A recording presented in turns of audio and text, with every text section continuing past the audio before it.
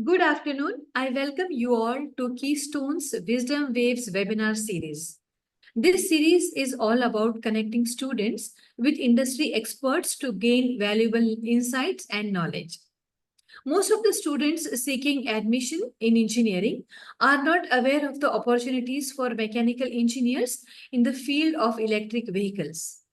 With the growing importance of sustainable and eco-friendly transportation, electric vehicles are at the forefront of this revolution. Today's webinar aims to provide valuable insights into the EV industry's current trends, technologies, and future prospects. We have organized this webinar to highlight the latest advancements in the EV technology, infrastructure development challenges, future opportunities, market trends, and different job opportunities available for mechanical engineering students in the electric vehicle field. I am your host for today's session. My name is Vibhangi Bovar, and I am the project coordinator for the Industrial Mentorship Program. With great pleasure, I welcome today's speaker, Shirish Kulkarni sir, who is an expert in the field of EV. Before we go ahead in the question answer session, I will give a brief introduction about Shirish sir. He is an industry veteran with a large corporate experience of 30 plus years. For the last 7 years, he has been helping small and medium businesses as business advisor. He is spearheading the Industry 4.0 assessment and value outcome implementation. He is pioneering the Industry 5.0 awareness and implementation for the Indian industry. Shirish sir is doing his research on EV drivetrains, and he is in the process of setting up a center of excellence, a part of bridging the gap between the industry and academia relationships. That was all about Shirish sir. So, sir, let us start with the webinar today. I will place the first question about. So, please provide an overview of the current state of electric vehicle market. Right. Over to you, So, Shirish. thank you so much, Vanviji, and it's been a great honor and a pleasure always to come back and talk about certain areas that I'm exposed to. I have a privilege to have some experience and insights. So we will go through a little bit of a free flow. In the beginning, I've got the sets of questions with me. I've got the first question also. I will set a flow. Maybe I'll go for around 30 minutes of my share, and it is going to be varied across various sections.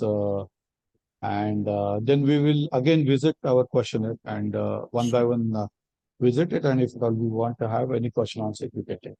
Sure, sure, sir. Right. So thanks for this. A couple of slides on me, around 30 plus years that I've spent in the corporate, worked with various organizations.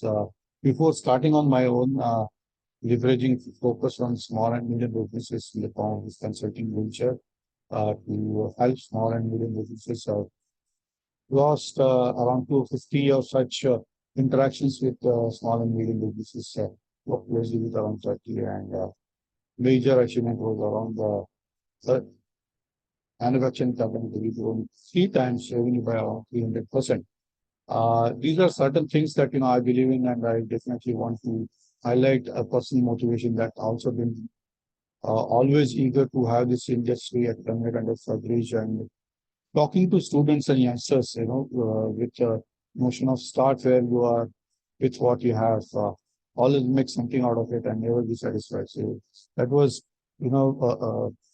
personal motivation for me, which actually is GW Carver.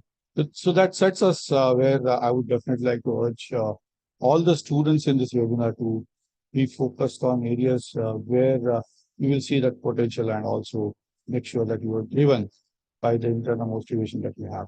These are certain things that are available in market, specifically focused on industry 4.0. Now, whenever we talk about electric vehicle, 4.0 is a key to success. Certain articles that are available on LinkedIn. So this sets a context of why I am in front of you.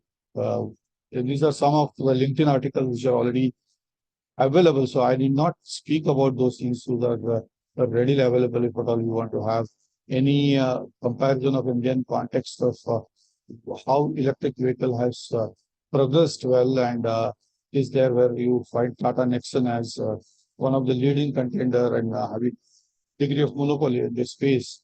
Why is that? So detailed analysis is presented. If you want to get comparison between ICE vehicles and electric vehicles versus hybrid, that's also available in the second article. Hybrid car, whether that is a solution, so we will not debate in detail, but we can touch upon certain aspects of that. The latest of the latest trend of hydrogen car, where the perspective is where two types of hydrogen ways that we can have for a car, electric vehicle car, and are those the solutions for the current fields? I have interacted with who's who, and there are some interviews available on LinkedIn as well as YouTube. So you can look at Anand Deshpande, who is a senior deputy director at TVR, Vivek Vaidya, who's a senior leader in this space. So, couple of things, and I will jump to space where it matters. We talk about the current landscape, and this is referring definitely to area in which so this slide, we can refer to a couple of things. One is that, where we stand currently as electric vehicle industry is concerned. What are the kind of leaders we can see two-wheeler, three-wheeler, and four-wheelers space? What are the kind of drivers for this space and looking at opportunities where we can talk about the job market. So I think this in nutshell gives a little bit of a perspective. On the left-hand side, if you see under the heading of propulsion, what are the types of electric vehicles? And let me step back and also ask this question to the students, and I will answer it. You will not be able to bring the webinar right now. But what is the way that electric vehicles are different than ICE vehicles? So the simple answer to that is definitely ICE or internal combustion engine vehicles have engine as the prime mover or driver to really drive, create the energy in the form of chemical energy, getting converted into mechanical energy by the combustion that happens to the fuel. They are called as internal combustion engines. So it could be petrol or diesel that you would burn, eventually getting translated into movement of the shaft, which is out the shaft for your engine. And then that gets connected with mechanically, since we are all from the mechanical stream, you would know that it will pass on to clutch, gearbox, maybe a differential to convert that into something that we want to make it rear drive, or if it already is a front drive, then it will be driven driving the front wheels. Right? That's kind of a configuration that we have for ICE vehicle, four-wheelers. While if you want to compare it with electric vehicles, definitely their power mover, power center, as we have had engine in ICE case, we are actually translating that into something which is electric motor. And it does not come alone, but it comes with the energy source. Instead of a fuel tank that we have in ICE vehicle, we have a battery management system. Battery management system basically governs the battery consumption and demands coming from the motor. Motor gets connected with a reduction box because motor runs at around 10 to 20,000 RPM as such technically, while the engine that you will have in ICE vehicle in that comparison runs at the speed of around 3,500 to 6,500 RPM. So there is a reducer in the case of electric vehicle. And then you have further propulsion going called as drivetrain to get connected to the rear wheels or front wheels, and that's the drive. So technically, if you see engine, gearbox, transmission, in case of ICE vehicle get replaced with the motor, battery management system. And technically, it makes it very simple. So around 2,500 components that we have in ICE vehicle gets used around 200 to 250 such components in case of electric vehicle. And actually, though we see mechanically the complexity has got reduced in the form of number of components, the interaction, the complexity of having this electric vehicle multidisciplinary across mechanical, electromagnetic, electrical, electronics, power electronics, and controls kind of a domain you'll find a lot of jobs, and I'm pointing to something which is the future that everybody is interested in, to have that kind of a job opportunities in this role one has to play in those cases. So that covers the overview of electric vehicle. We talk about propulsion as such. So if you look at the way that will get driven, it be simply battery driven. So first type is where you connect your battery to the motor, and battery has to be charged again and again. It gets recharged also by regeneration due to braking that you have or going down the slope. But one is aspect of where you will have a battery, pure battery electric vehicle. So this is typically a pure electric vehicle as referred by us. And you will say, you quickly will see the examples like Hyundai Kona or Tata Motors Nexon are definite examples that we'll see. If you look back the history of electric vehicles in India, you would find around 15 years back there was a vehicle called as Reva, which was existing, and it was a pure EV, battery operated EV, and at that point in time it was 4.5 lakh rupees.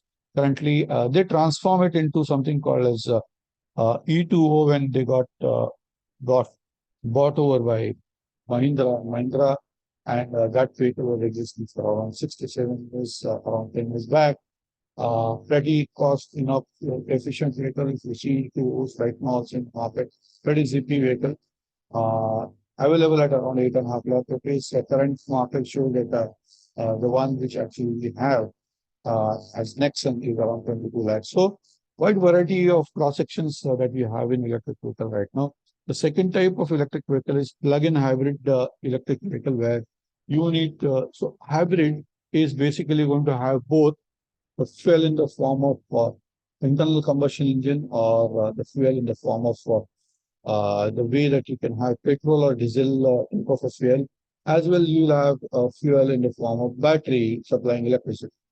Now, as we saw the energy getting converted from the fuel combustion to the wheels in the form of mechanical fuel, you will have on the electric side the energy getting converted from batteries, electrically stored energy, which is stored in the form of electromagnetic flow, way that you electrolyte chemical reaction that you have while charging of the battery.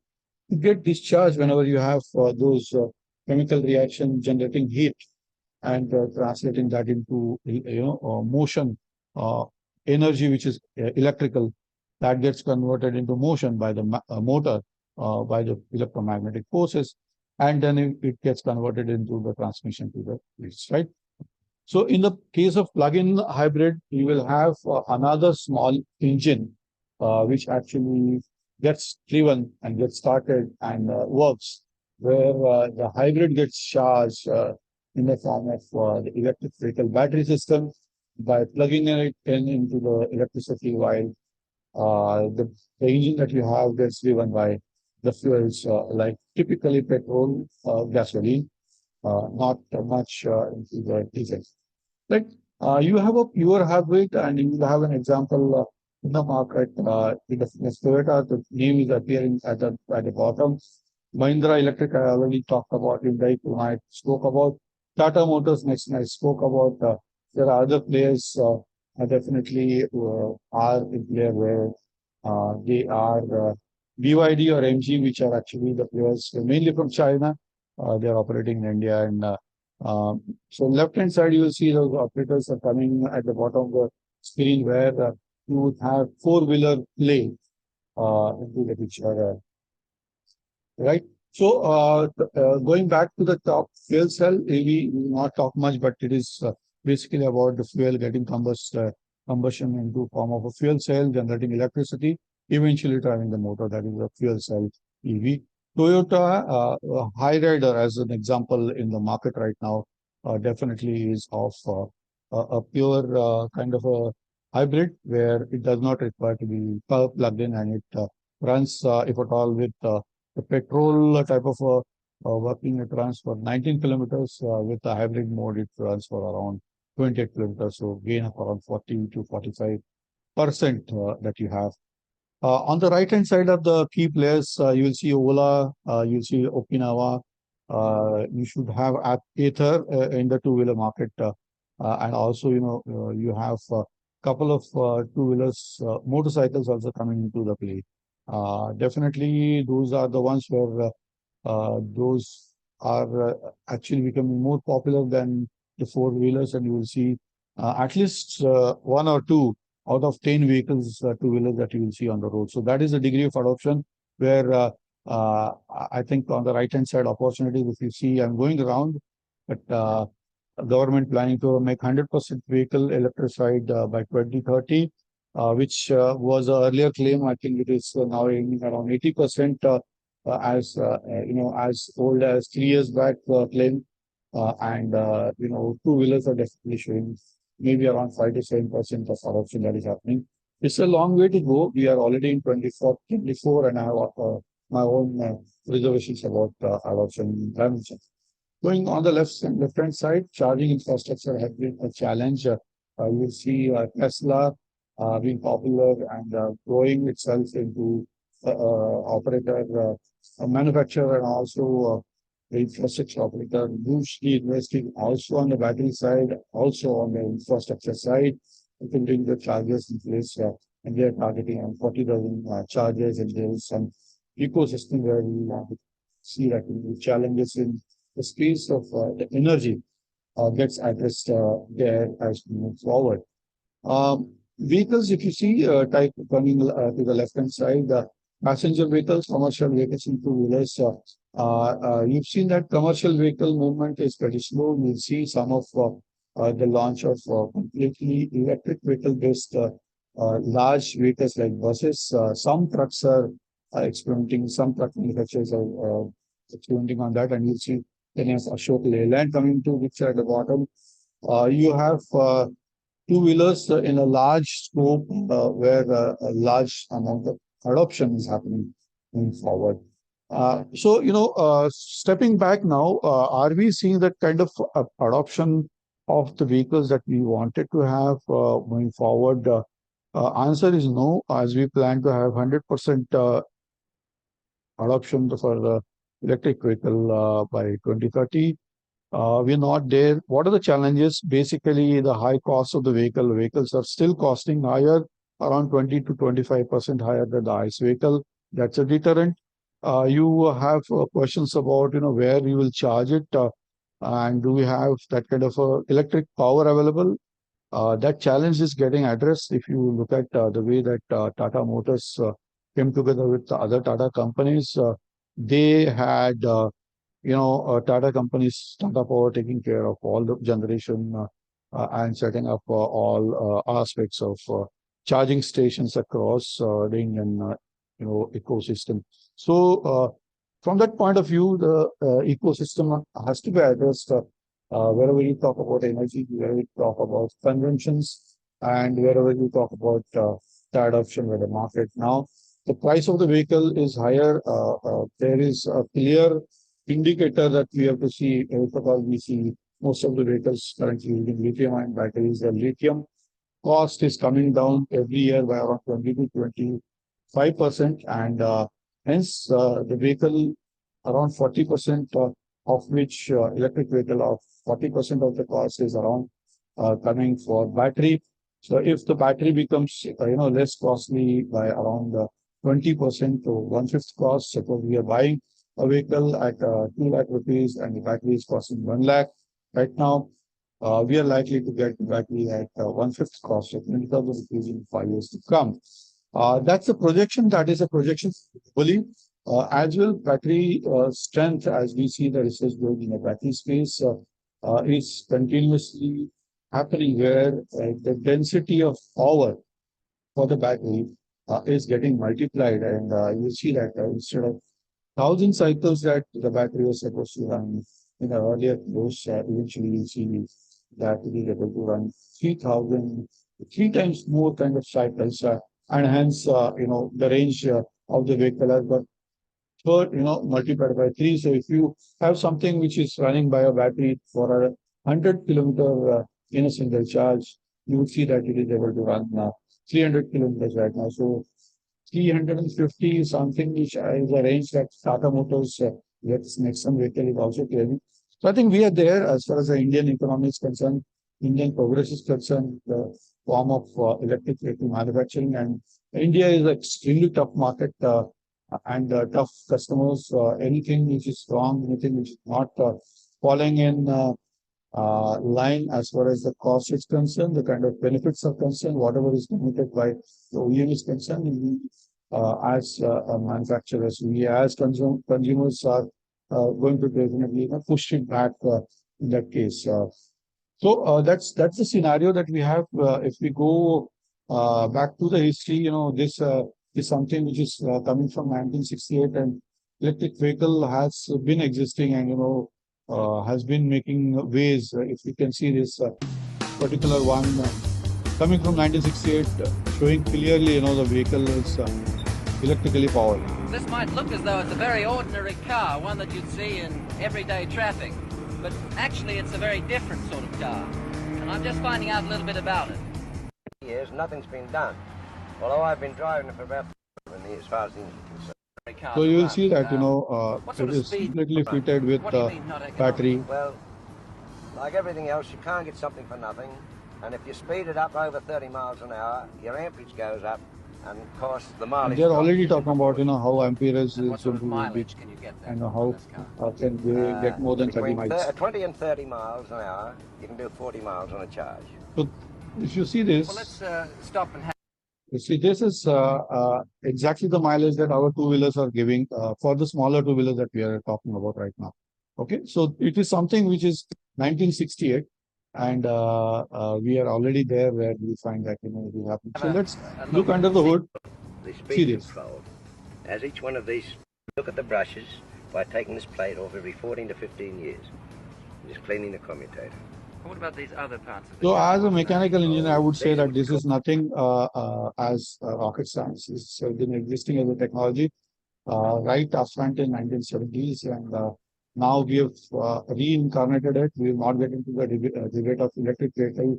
Is a solution as a 100% solution. It is the aspect of a life cycle contribution towards credits that you have going from it is called as cradle to grave analysis. So right from the vehicle as a product getting incepted to getting consumed and destroyed as a part of product. So it covers all the aspects of battery, motors, and all the electrical connections that you have. Also the fuel that you create a battery from excavation of lithium as a mineral, and you actually translate that to. Okay. So comparison of this with ICE kind of vehicle manufacturer, typically you will see a breakdown after 2.5 years. So there is definitely a hope for electric vehicle to be more green going forward, right? I talked about this slide where if you see the challenges that are existing in this ecosystem has to be addressed, right from the generation of electricity, which is more where the large OEMs in the electric space come into picture, to the regulating authorities, to the transmission operator, to the mobility service providers, for grid operators, all have to come in actually to play the role for us to see electric vehicles getting more and more absorbed and adopted moving forward. So what we want is lightweight materials, better batteries, reduce emissions. And these are the areas where you will see that a large research is going on. So if you're looking for jobs as a guidance, you take every box that you have. Infrastructure is definitely where if you see a charger or the way that you see some of the OEMs like GE are working in this space, you find a good amount of opportunity in the charging aspects. You will find aspects of financial solutions also become very, very important, and also focus on R&D, product development in the space of mechanical simulation as well as experimentation. Testing is becoming critical.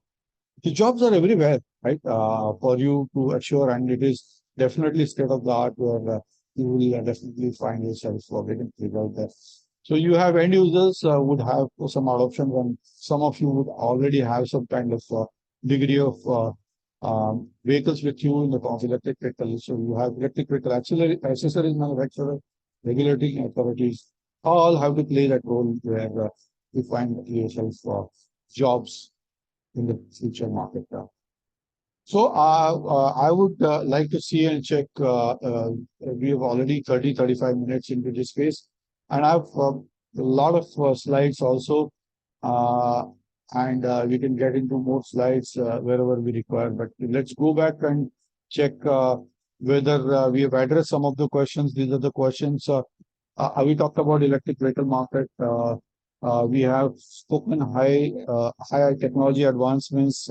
Battery technologies, comparison of battery, we can go in more details if required.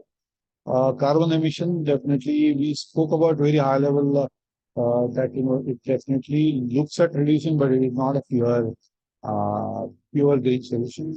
Definitely something, if you look at current solution that we need to have in this ecosystem right now, is definitely where we want to have hybrid as a solution, but maybe, we should look at maybe where government pushes it, or if you find Toyota sitting on the boundary and pushing Maruti, one vehicle called as High Rider with through Maruti and white labeling it, it is definitely a play that we will see where hybrids are important. If we look at the landscape, definitely there are some slides that I have. There is a huge amount of growth that is expected, around 13 to 14% CAGR growth rate that we have, definitely where it matters. Why you should get inspired, or I'm inspired about in the space of electric vehicle. Indeed, there is a huge amount of promise. There is a good amount of research. There is a good amount of hands-on work. There is a huge amount of challenge. Also, you will find that a lot of money is getting exchanged. This market being lively, Ola's and others are making large impact on the way that they are earning money. You'll see that Tata Motors is being profitable due to the advent of the current market electric vehicles, and it is growing. And you will see around 4 to 5 acres are getting planned for them. So it's an exciting space, and if I'm excited, I think you are also going to be excited. Then advice is definitely about getting yourself into one of the space that we spoke about in this ecosystem mechanically. See, you need to have this collaborative approach where there is a cross-sectional, cross-industry, kind of a device that we have as electric vehicle. So collaboration between mechanical, mechatronics, electronics, power electronics, electrical is key to success. So we should not have any boundaries for mechanical engineers to be mechanical engineers. Software is also another IT. Embedded software is also key to success in this space. So, the same answer goes for all types of jobs which are available from right from being, end user adoption to right R&D, which is the high-end jobs. We spoke about various companies which are already there into this space, and definitely we spoke about the trends in India, which is definitely adoption is going on, not at the rate that it should be going. So I would stop here. I have a lot of slides to go further to look at opportunities. We will look at, we spoke about 15.7 and the CAGR. We spoke about the global rivals like BYD and Tesla being there. So I will stop here, and I will wait for some questions if you have moving forward. So I will just wait for any inputs or questions that we need to address. More than this. Sir, thank you. It was really so insightful and so knowledgeable. You really gave touch based all the questions, and that's really nice. Thank you so much for your expertise. So now I would like to ask, I know you have answered it, but I would like to ask you again that what types of jobs are available in EV industry for mechanical engineering students? Right. Please put some light on that. Yeah. Absolutely.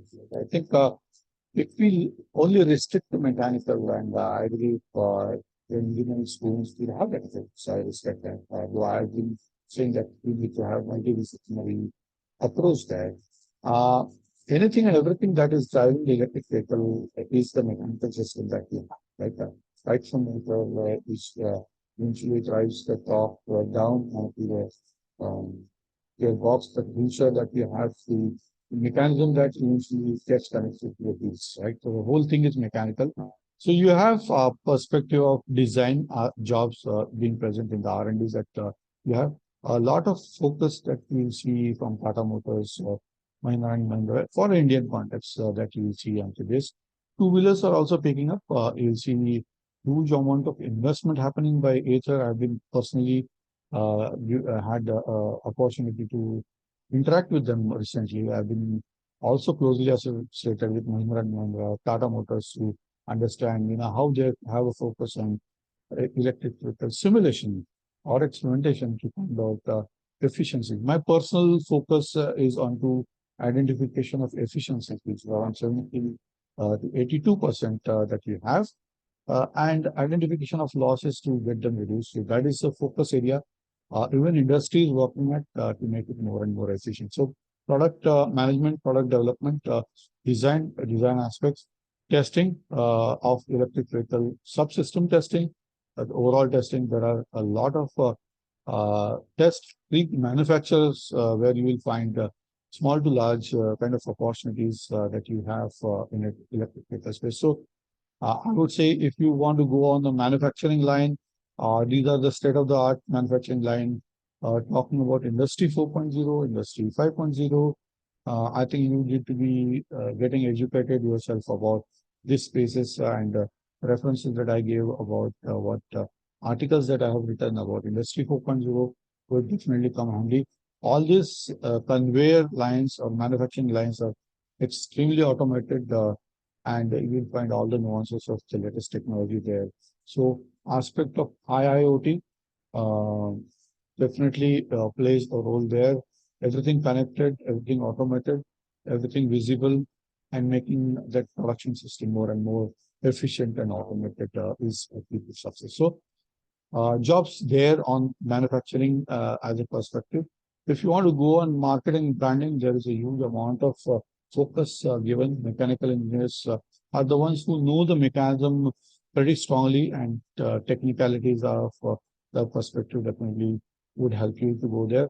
If you want to kind of go across and migrate to definition of the design requirements for the software embedded system, I think embedded system is definitely based on the mechanical and physical behavior that your vehicle has.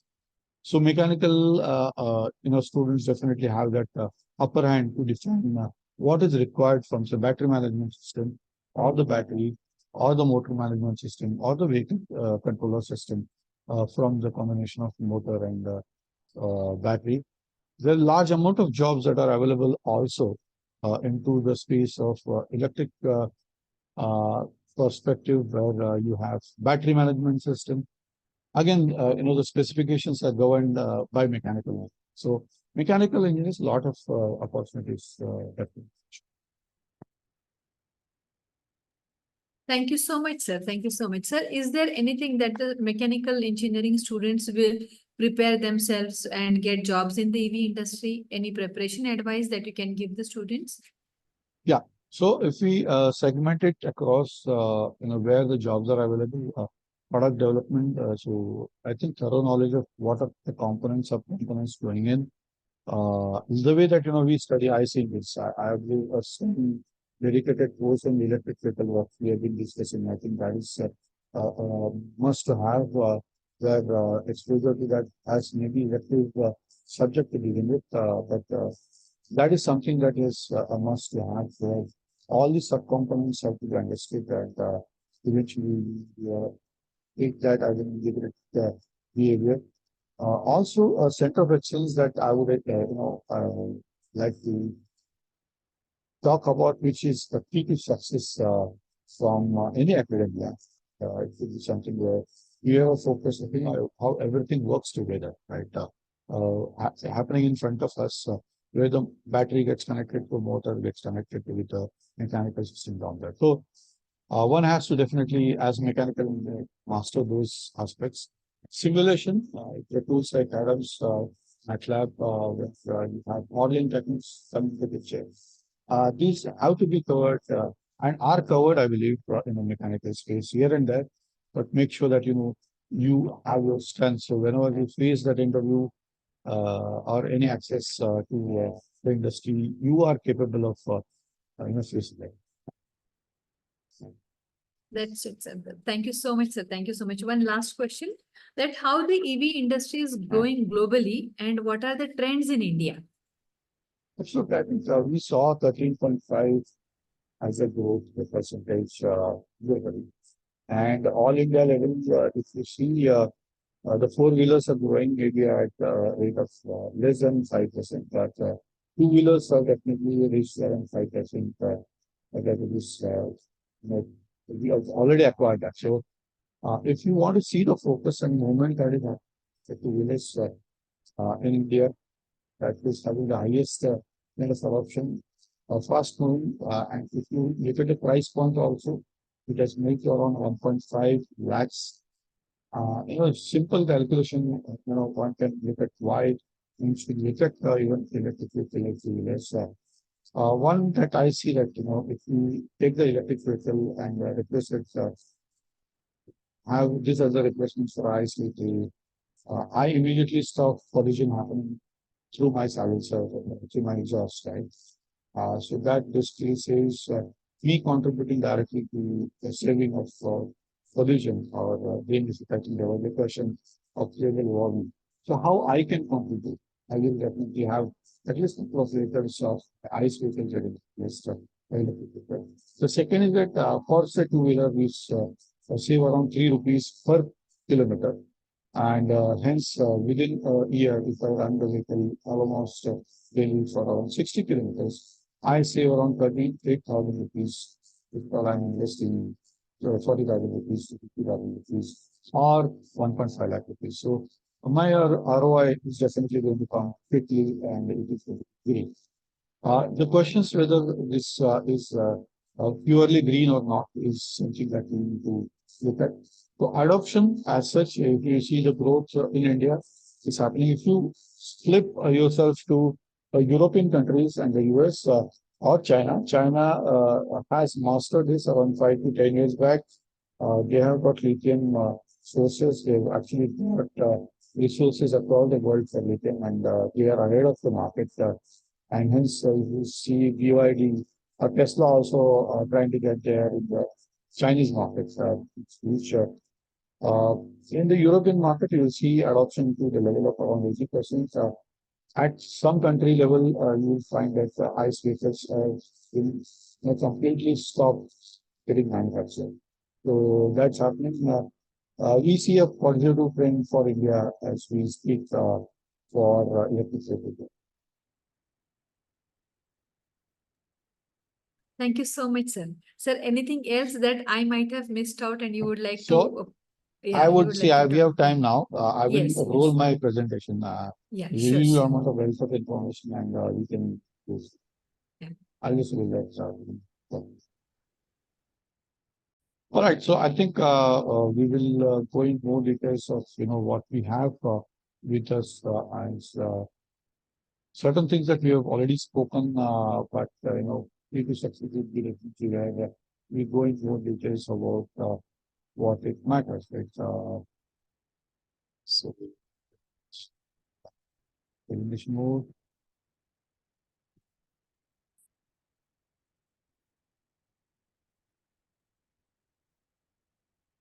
Okay. So this shows nothing but you have a global market trend, and if you see, if you only take the global market, there is a growth potential of around 29%. You have in Asia Pacific prominent, which is a prominent region, is around 67%. Again, if you globally see high initial cost, lack of charging infrastructure has been a question that has been getting debated across the world. Also, with the energy that we have across the world, which is whether it is sufficient or not globally. So what we see as trends in India are definitely getting inherited and what we have in the global trend. Better performance, environment friendly, being neutral, carbon neutral, lower maintenance is a benefit that you have. If you see comparison with ICE engine, IC engine is around, typically 30 to less than 30% efficient, while electric vehicle is more than 80% efficient. So you have a machine which is definitely higher efficient by at least 2 times, if not three times than the ICE vehicle. So you have gained a lot. Your problems will be different whether we are talking about ICE vehicles to electric vehicle in the form of if you are a manufacturer, and that's I'm telling you as a mechanical engineer, where we have knowledge about vibrations, inertial configuration, CG location, for the design of electric vehicle, we can choose electrical. So moving forward, in this space, um, if you see large OEMs, I think we spoke about Tesla as actually 28% of the market share already, and we are over 2020. Volkswagen also is moving, though Volkswagen is not there in Indian context. You see Mahindra and Mahindra catching up Tata Motors in Indian context. Renault, Nissan, Mitsubishi coming together, and they are actually 10%. BYD is 7%, but I think BYD is entered into Indian market also. We have definitely that presence, which is a large presence moving forward for the market. Globally, it's a kind of flooded slide, a lot of text here, but what I would like to highlight is you have a map of how many charging stations that you have. Ireland, if you look at Iceland, low carbon electricity is available for consumption for a cost of 20% less. So, what are the kind of initiatives that we see globally by the governments to make that adoption higher in this country is basically getting highlighted. You'll see that China has 1.6 million public and private charging points across 2020, and hence China becomes the largest market already there. And if you see in Norway, 47.7, 74.7 kind of vehicles in the country are already electrified. So this gives a gamut of where the world is going and where we should be looking at us, taking the footsteps. If you look at the kind of a government view, you will find, in the space also keeping the politics away. But you will see that we are seeing the leaders already talking about the growth, hydrogen kind of a fuel cell kind of a way, alternate fuels coming to our way, which is a research area where I would like mechanical engineers also to focus on. Nitin Gadkari himself as head of the transportation industry as a political leader is gung-ho about electric vehicle as well as adoption of alternate technologies. Mirai as a name of the vehicle coming from Toyota, which is running on hydrogen, has been something which is showcased by him himself to really make sure that we are there where he was promoting that we will have our own ways to have this kind of hydrogen-based vehicles on our own. These are certain dimensions where, in India, you saw some kind of help for OEMs. You would also see in US markets, you have some gains, some kind of way that eventually some additional tax credit is getting given for some of the electric vehicles like Chevrolet Bolt, you have Chrysler Pacifica, Ford, Tesla. Tesla, I believe 3 models are there. Tesla in this space are definitely trying to make the bigger impact. So we saw those trends, but EV sales definitely are going to be growing. Same gets applied to India. Declining prices around 20-25% lesser. And I was speaking to one of the two-wheelers, which is likely to get into in India from Malaysian market. They are seeing review 20-25% reduction, and they are looking at manufacturing batteries also, where the reduction of price for battery to the scale of around 40% they are looking at. So if you see that out of a vehicle which is 1.5 lakh rupees, if the battery is costing around 75,000 rupees, you would see that vehicle coming at around 1 lakh of rupees as a price in the year to come. Consolidation is definitely happening. If you see battery, if at all battery is a pain point for electric vehicles, you have a challenge where that complete battery life cycle can be taken and owned up by battery manufacturers in the form of battery swapping mechanism, where you go quickly on to a gas station which has got this battery swapping facility available. We in a second, maybe 15-20 seconds, swap a battery to battery, and you are good to go for whatever purpose you have. This is a theoretical and hypothetical kind of use case. In reality, there are challenges for battery chargers and charging stations to have that kind of electric supply for that kind of sets of 10, 20, 200 batteries. Also, this is capital intensive kind of a business where you need to have that capital. You also need to have that kind of customer, sets of customer based on the population of vehicles that we leverage that battery charging stations as giving ROI for anybody who is going to invest that time. So there are definitely challenges that we will see in this station. Charging station, definitely you will see that a lot of from 10,000 DC fast chargers are getting commissioned in the space where only US is getting power.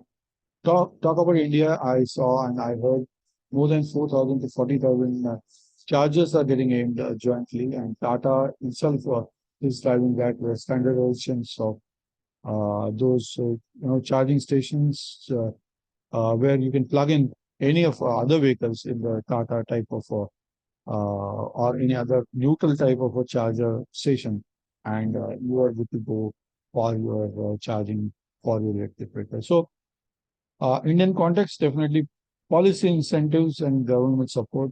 This is something as a challenge, I would call it, and with a pinch of salt, where FAME was, help that was getting given by government for the manufacturers, and hence the customers were getting around 10,000 to 20,000 benefits from state and central government, as well as the manufacturers were getting some good amount of incentives for the manufacturing that they were carrying out. I think March 2024, those have come to an end. FAME 3 is coming to picture, but we don't know how long it will be there and how policies are going to help. I spoke about the carbon focus, credit focus. We see China actually mandating it. In Europe also, it is getting mandated by the government to have the manufacturers stick to lesser carbon footprint. But there is definitely indeed a challenge right now. Next. Battery, I believe mechanical engineers, I would say you have a huge amount of things that happens in battery, eventually giving that energy, chemical energy to the motor, which generates the mechanical energy in the form of rotation. So make sure that you master this battery technology nuances, how battery works like an engine to power the motor that you have, the kind of mechanism that you have in mechanical space. And that is critical. Light weighting is also something that the electric vehicle is focusing on. Light weighting is nothing but if you have 100 kg weight, I'm just giving one example. If you reduce, and it is giving say 100 kilometers as a range, if you reduce it to say 80 80 as kg for the vehicle weight, it is definitely going to have the 20% rise in the range that the vehicle gives for this kind of same battery and motor system that we have. So it's kind of no-brainer that weight has to be reduced, battery weight has to be reduced, as well other components have to be reduced. So if we get better efficiencies, cost reduction is the focus. Definitely important. Electric two-wheelers, I think we spoke a good amount of vehicles in the space where adoption is the maximum. We will see larger vehicles and trucks in the transportation and logistics space getting converted into electric vehicles. We see Leyland and Tata Motors definitely having a huge amount of focus in this space. I will stop here, not deep dive into spaces like what happens in the lithium-ion battery internally, and there are aspects of research that are happening. Though that will be an interesting area for us to cover moving forward. Yes. I think with that, we'll come. almost 3 years of the time and I live in Asia, and I hope that the students, whoever have attended, got some gist of, a flavor maybe. It was too fast, too much of information at a point in time.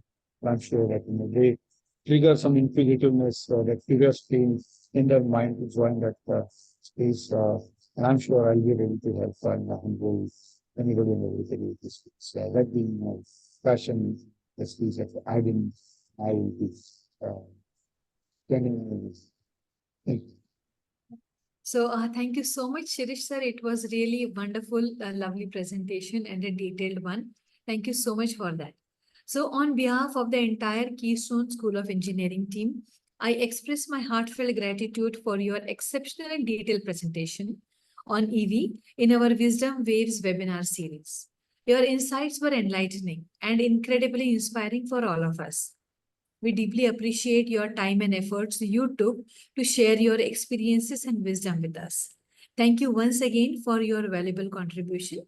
We look forward for more and more interactions with you in future. Thank you so much and have a good day. Thank you so much. And on my side, it's been always pleasure to work with Keystone. As an entity, I know that there is huge amount of innovation, and you yourself are driving this kind of close association with mentors. It's a wonderful journey, and it's a give back kind of way that I see for someone like me. I would like to thank you, Ivangiji, Yashodan sir, who has been, the leader who is inspiring you guys, everybody, and all the staff members also who are eager to kind of have this interaction. So thank you so much, and look forward for more such interaction where I can contribute and make some value. Thank you. Sure, sir.